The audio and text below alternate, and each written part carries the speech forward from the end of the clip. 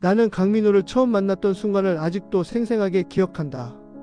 2013년 늦겨울 서울 중구 충무로의 낡은 건물 지하. 충무로 사진가 협회라는 이름이 붙어 있었지만 사실상 반쯤은 버려진 공간이었다. 계단을 내려가는 순간부터 곰팡이 냄새와 오래된 인화지의 화학적 향이 뒤섞여 코를 찔렀다.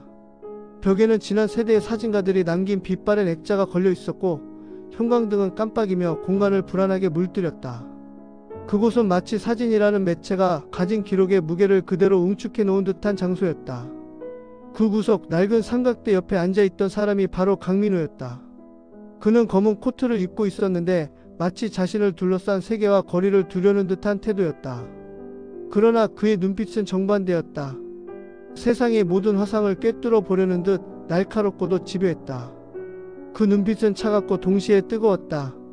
나는 그 순간 이 사람과의 만남이 내 인생을 송두리째 흔들어 놓을 것임을 직감했다. 강민호는 1980년대 초반 서울 변두리의 허름한 주택가에서 태어났다.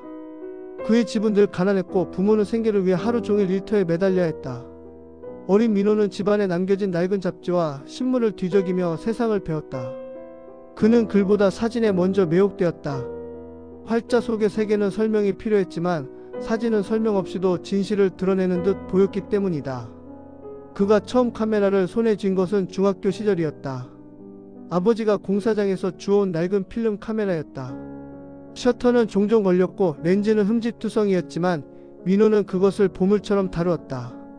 그는 학교 운동장에서 친구들의 웃음을 찍으며 그 웃음이 진짜인지 가짜인지 끊임없이 의심했다.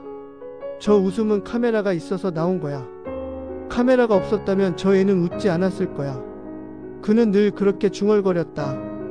2013년의 충무로는 여전히 사진가들의 성지라는 이름을 간직하고 있었지만 디지털 시대의 파도에 밀려 쇠락해 가고 있었다. 오래된 인화수와 장비점들이 하나둘 문을 닫았고 남은 이들은 과거의 영광을 붙잡고 버티고 있었다. 그곳에서 민호는 이미 젊은 거장이라는 별명을 얻고 있었다. 파인아트 분야에서 극사실주의적 집착을 보여주며 그는 사진계의 이단화로 떠올랐다. 나는 무명 사진가였다. 전시에 내 작품을 걸어본 적도 없었고 생계를 위해 웨딩 사진이나 광고 촬영을 전전했다. 그런 나에게 민호는 압도적인 존재였다. 그는 이미 자신만의 세계를 구축하고 있었고 그 세계는 나 같은 평범한 사진가가 감히 발을 들여놓을 수 없는 영역처럼 보였다. 그날 나는 민호와 처음 대화를 나누었다. 그는 내 사진을 흘끗 보더니 이렇게 말했다. 당신 사진은 너무 착해요. 세상은 착하지 않은데 왜 사진은 착해야 하죠? 그 말은 내 가슴을 후벼 팠다. 나는 순간 아무 말도 할 수 없었다. 민호의 말은 단순한 비평이 아니라 세상과 예술에 대한 선언처럼 들렸다. 그는 사진을 단순히 아름다운 장면을 기록하는 도구로 보지 않았다. 그것은 현실의 껍질을 벗겨내고 그 안에 숨겨진 진짜를 드러내는 수술용 메스였다. 나는 두려움과 매혹 사이에서 흔들렸다. 그의 예술로는 너무 뜨거워 스스로를 태워버릴 것 같았다. 그러나 동시에 그 뜨거움은 나를 끌어당겼다. 나는 알았다. 이 만남은 단순한 인연이 아니라 앞으로 펼쳐질 관계의 서막이라는 것을. 강민호는 자신의 새로운 프로젝트를 위해 서울 외곽 경기도 남양에 버려진 철공소 건물을 임대했다. 그곳은 한때 조선업 기자재를 만들던 곳이었다. 높은 천장은 거대한 철골 구조물로 지탱되어 있었고 바닥은 오래된 기름때와 녹슨 금속 조각들로 얼룩져 있었다. 창문은 대부분 깨져 있었고 바람이 불 때마다 금속 파편들이 서로 부딪히며 음산한 소리를 냈다. 외부와 완벽하게 단절된 그 공간은 마치 인간의 감정을 해부하기 위해 만들어진 실험실 같았다. 민호는 그곳을 아틀리에 M이라 명명했다. 아틀리에 M에 들어서면 가장 먼저 느껴지는 것은 고립이었다. 휴대전화 신호조차 잡히지 않았고 외부의 소음은 두꺼운 콘크리트 벽에 막혀 들어오지 않았다. 그곳은 세상과 단절된 작은 섬 같았다. 민호는 이 고립을 즐겼다. 그는 진짜 고통은 관객이 없을 때 나온다고 말하곤 했다. 벽에는 이제 사진 대신 심박수 그래프와 감정 변화 기록이 빼곡히 붙어 있었다. 그는 피사체의 얼굴뿐 아니라 그들의 내면을 수치화하려 했다. 카메라와 심리학, 예술과 고문 기술이 뒤섞인 기묘한 공간이었다. 처음에는 전문 모델들이 고용되었다. 분장사들이 만든 정교한 상처 분장을 하고 감독이 요구하는 대로 비명을 질렀다. 핏발 선 눈, 땀에 젖은 머리카락, 잔뜩 일그러진 얼굴. 그러나 민호는 결과물 앞에서 매번 고개를 저었다. 이건 짜 맞춘 조각입니다. 렌즈가 포착하는 건 고통 그 자체가 아니라 고통을 연기하는 배우의 기술이에요. 모델들은 점점 불안해졌다. 그들은 단순히 연기를 하러 온 것이었지만 민호의 요구는 점점 더 과격해졌다. 어떤 모델은 촬영 후 눈물을 흘리며 이건 예술이 아니라 고문이에요 라고 항의했다. 그러나 민호는 냉정하게 대답했다. 예술은 늘 고통을 동반합니다. 당신이 느낀 불편함이 바로 제가 원하는 진실입니다. 나는 그 변화를 곁에서 지켜보았다. 처음에는 단순히 예술적 실험이라 생각했다. 그러나 시간이 지날수록 민호는 더 이상 사진작가라기보다는 심리학자와 고문 기술자가 합쳐진 듯한 존재가 되어갔다. 그의 눈빛은 피사체를 바라볼 때마다 차갑게 빛났고 그 속에는 인간을 단순한 재료로 보는 냉정함이 있었다. 나는 두려웠다. 그러나 동시에 그의 집착은 묘한 매혹을 불러일으켰다. 그는 내가 감히 상상하지 못한 영역을 탐험하고 있었고 나는 그 탐험의 목격자가 되어버렸다. 결국 민호는 결론에 도달했다. 진짜 고통은 피할 수 없다는 절망감, 그리고 죽음의 임박함을 감지했을 때의 본능적인 공포에서만 나온다. 그 순간 인간은 가면을 벗어던지고 순수한 본능 그 자체가 된다. 그 순간을 사진으로 남겨야 했다. 강민호가 진짜를 찍기로 결심한 후 그는 피사체를 물색하기 시작했다. 그의 기준은 명확했다. 젊고 신체적으로 약하며 경제적으로 취약하여 쉽게 고용될 수 있는 사람. 무엇보다도 세상과의 연결고리가 약해 사라져도 큰 파문을 일으키지 않을 인물. 정수연은 당시 20살이었다. 지방 소도시에서 태어나 자랐고 대학 진학을 위해 서울로 올라온 지 얼마 되지 않았다. 그녀의 가족은 넉넉하지 않았다. 아버지는 작은 공장에서 일하다가 허리 부상으로 일을 그만두었고 어머니는 식당에서 하루 종일 서빙을 했다. 수연은 늘 부모에게 짐이 되지 않으려 했었다. 서울에서의 생활은 녹록지 않았다. 등록금과 생활비를 마련하기 위해 그녀는 편의점, 카페, 전단지 아르바이트를 전전했다. 그러나 늘 빠듯했고 미래에 대한 불안은 그녀의 마음을 짓눌렀다. 그럼에도 수연은 순수한 꿈을 간직하고 있었다. 언젠가 자신만의 작은 디자인 회사를 차려 사람들의 삶을 아름답게 꾸미는 일을 하고 싶다는 소망이었다. 민호는 인터넷 모델 구인 사이트에 모한 공고를 올렸다. 고액 누드 아닌 파인아트 프로젝트 모델 구함. 수연은 그 문구를 보고 잠시 망설였다. 파인아트라는 단어는 그녀에게 낯설었지만 고액이라는 말은 그녀의 눈을 사로잡았다. 하루 모델료가 한 달 생활비와 맞먹는다는 조건은 그녀에게는 너무나 큰 유혹이었다. 그녀는 결국 민호의 아틀리에를 찾았다. 처음 수연을 봤을 때 나는 그녀가 너무나 평범해서 놀랐다. 갸름한 얼굴, 부드러운 눈빛, 그리고 세상의 모진 풍파를 아직 겪지 않은 듯한 약간은 어리숙한 미소. 그녀는 마치 아직 세상에 물들지 않은 흰 도화지 같았다. 민호가 그녀를 선택한 이유가 바로 그 깨끗함 때문임을 나는 나중에야 알게 되었다. 순수함이 절망으로 무너질 때의 대비 효과를 극대화하려 했던 것이다. 민호는 수연에게 프로젝트가 인간의 극한 감정 표현을 다루는 것이라고 설명했다. 때로는 강한 고통을 연기해야 한다고 덧붙였다. 수연은 주저했지만 결국 돈 앞에서 고개를 끄덕였다. 첫 몇 번의 촬영은 단순한 고통 연출이었다. 좁은 공간에 갇히게 하거나 차가운 물속에 오래 있도록 지시했다. 수연은 힘들었지만 전문적인 연기 훈련을 받지 않은 일반인이었기에 그녀의 고통 표현은 어설펐다. 그녀는 울먹이며 고통을 호소했지만 민호는 셔터를 누르지 않았다. 아닙니다, 수연씨. 그건 눈물이 아니에요. 마르고 건조한 눈물이죠. 당신은 지금 카메라가 당신을 찍고 있다는 걸 의식하고 있어요. 눈을 감아요. 지금 이 고통이 끝나지 않을 거라고 믿어봐요. 진짜 절망을 저에게 보여주세요. 그의 목소리는 차갑고도 집요했다. 수연은 점점 지쳐갔고 나는 그 광경을 보며 불안에 휩싸였다. 결국 민호는 최후의 결론에 도달했다. 이 아이에게서 진짜를 끌어낼 수 있는 건 오직 죽음의 공포뿐이다. 그는 더 이상 연출을 하지 않기로 했다. 그는 극복할 수 없는 고통, 즉 죽음에 이르는 고통을 피사체에게 선사하고 그 순간의 인간 본능적인 표정을 영원히 박제하기로 결심했다. 민호의 계획은 단순한 살인이 아니었다.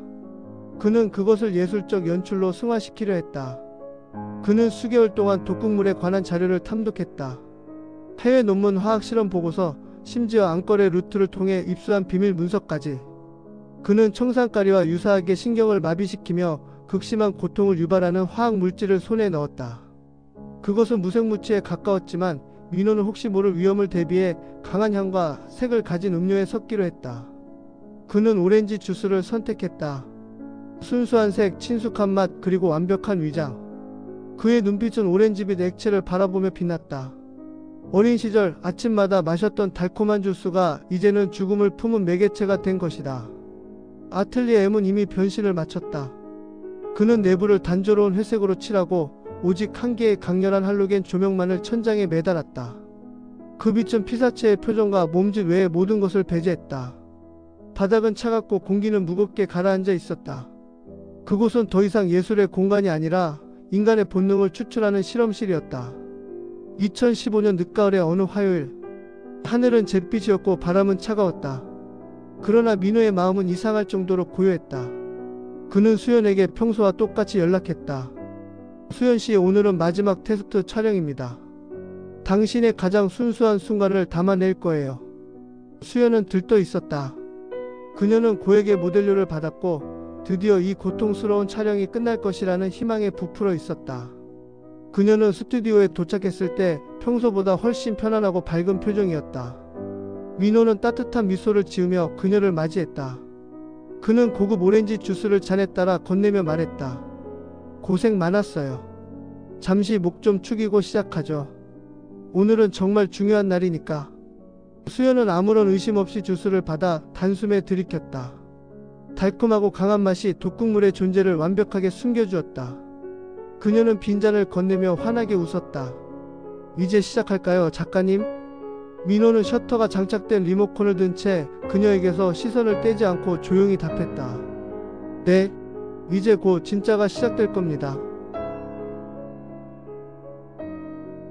수연이 오렌지 주스를 마시고 약 23분 후, 처음에는 단순한 불편함이었다. 그녀는 배를 문지르며 작은 신음을 내뱉었다. 작가님, 저 갑자기 속이 너무 안 좋아요. 명치 쪽이 불타는 것 같아요. 민호는 대답하지 않았다. 그는 카메라 렌즈를 조작하며 그녀의 신체 변화를 주의 깊게 관찰했다. 그의 눈빛은 차갑고 손끝은 섬세했다. 마치 외과의가 수술을 준비하듯. 독극물의 효과는 급격했다. 수연의 얼굴은 순식간에 창백해졌다. 그녀의 호흡은 거칠어지고 눈빛에는 공포와 혼란이 뒤섞였다. 그녀는 몸을 웅크리며 바닥을 긁었다. 끄르가. 아파요. 작가님, 살려주세요. 너무 그녀의 비명은 아틀리에의 두꺼운 방음벽에 부딪혀 공허하게 울렸다. 그러나 그 공허함은 오히려 더 끔찍했다. 외부 세계와 단절된 공간에서 그녀의 절규는 오직 민호와 화자만을 향했다. 나는 숨이 막혔다. 내 심장은 미친 듯이 뛰었지만 몸은 움직이지 않았다. 마치 그 공간 자체가 나를 붙잡고 있는 듯했다. 수연의 온몸은 경련으로 뒤덮였다. 그녀의 입가에는 거품이 일었고 눈은 흰자위가 대부분을 차지하며 뒤집혔다. 그녀는 흰색 천을 찢을 듯이 쥐어뜯으며 몸을 활처럼 휘었다. 민호는 셔터를 연사했다. 카메라 렌즈에 비친 그녀의 모습을 보며 마치 감정을 함께 나누는 듯한 느낌을 받을 수 있었다. 혼란, 고통에 휘말린 얼굴의 클로즈업, 본능 바닥을 긁는 손끝의 떨림, 공포 뒤집힌 눈과 일그러진 입술, 절망, 몸이 활처럼 휘어지며 공중에 떠오른 순간 그의 눈빛은 황홀했다. 그는 오직 렌즈를 통해 보이는 완벽한 구도와 빛의 흐름만을 생각했다. 수연은 더 이상 사람이 아니었다. 그녀는 그가 평생을 찾아 헤매던 가장 순도 높은 진실을 담고 있는 피사체였다. 마지막 순간 수연의 몸에 힘이 풀렸다. 짧은 비명과 함께 그녀의 호흡이 멈췄다. 민호는 마지막 셔터를 눌렀다. 정적.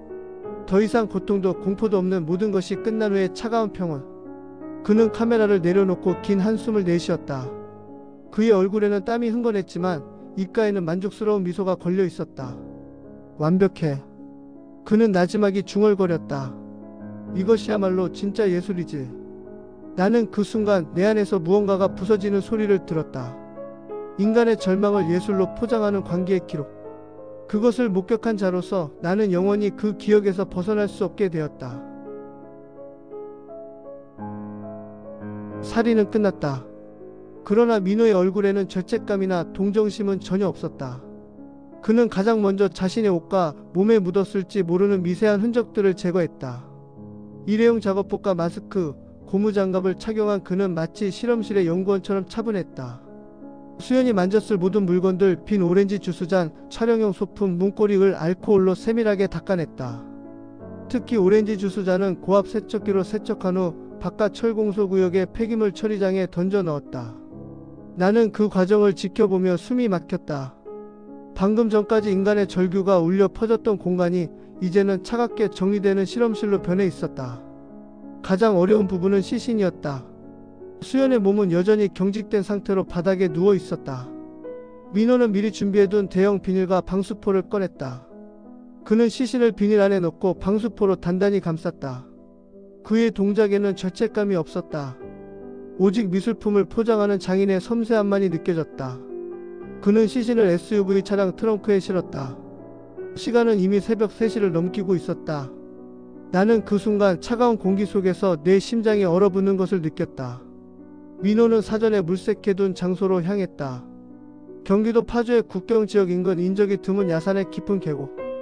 그곳은 군사보호구역과 인접해 있어 일반인의 접근이 엄격히 제한되었고 험준한 지형 탓에 산림청의 감시도 느슨했다. SUV의 헤드라이트가 꺼진 순간 세상은 완벽한 어둠에 잠겼다. 민호는 시신을 계곡 아래 덤불 속에 깊숙이 파묻고 그 위에 돌무더기와 나뭇가지를 쌓아 올렸다. 그는 시신이 완전히 사라질 때까지 그 자리에 남아 마지막 흔적까지 지웠다.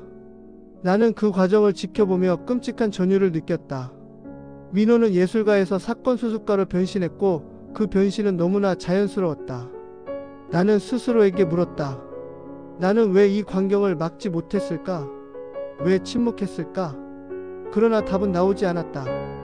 나는 이미 그의 광기에 휘말려 있었고 그 광기는 나를 무력하게 만들었다. 정수연의 실종은 한 달 후 그녀의 등록금을 걱정하던 대학 친구의 신고로 경찰에 접수되었다. 금포경찰서의 형사 차경호는 사건을 맡았다. 그는 수연의 주변을 조사하며 마지막 고용주들을 추적했다. 민호 역시 조사 대상에 올랐지만 그는 완벽한 알리바이와 치밀한 준비로 모든 혐의를 벗어났다. 아틀리에 M에서는 독극물의 흔적이나 시신 유기의 증거가 전혀 발견되지 않았다. 그러나 차경호는 직감했다. 민호의 태도는 지나치게 평온했고 그의 눈빛에는 묘한 냉정함이 있었다. 형사는 그 눈빛을 잊지 않았다. 2016년 봄 민호는 마침내 역작을 공개했다. 이름하여 영혼의 탈각 디캡슐레이션 오브 더 소울 시리즈. 그는 수연이 죽어가는 순간을 포착한 사진들을 포함시켰다. 물론 제목은 고통 속의 모델이나 비명 같은 것으로 위장했다. 전시회는 충격 그 자체였다.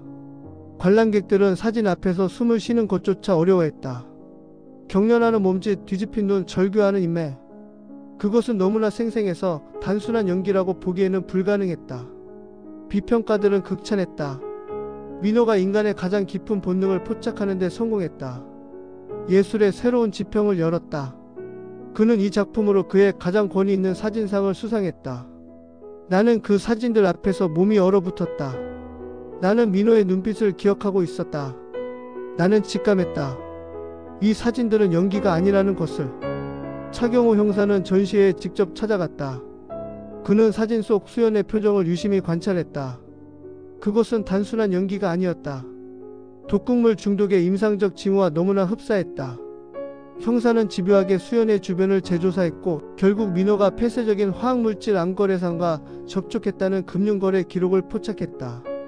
작은 단서가 거대한 진실을 드러냈다. 2017년 초 민호는 아틀리에 M에서 체포되었다. 그는 체포 순간까지도 사진들을 보며 웃고 있었다. 저는요, 선배. 세상에서 가장 아름답고 가장 진실된 사진을 남겼어요. 죽음보다 더 리얼한 게 있을까요? 재판에서 그는 심신미약을 주장했지만 그의 치밀한 범죄 계획과 예술적 집착은 사이코패스적 성향을 드러내는 증거로 채택되었다. 결국 그는 무기징역을 선고받고 청량교도소에 수감되었다. 나는 민호가 남긴 사진들을 볼 때마다 끔찍한 전율을 느낀다. 그는 진짜를 찍고 싶어 했지만 결국 남긴 것은 인간의 가장 순수한 절망을 예술로 포장한 관계의 기록이었다. 그의 사진들은 영원히 빛나겠지만 그 빛은 한 영혼의 생명을 대가로 태워 만든 지옥의 불빛일 뿐이다. 나는 아직도 그날 밤 포장마차에서 민호가 했던 말을 잊을 수 없다. 진짜 고통은 통제를 벗어난 날 것 그대로의 인간 본연의 고통이죠. 그는 그 진실을 얻기 위해 한 영혼을 부쉈고 자신 또한 영원히 부서졌다.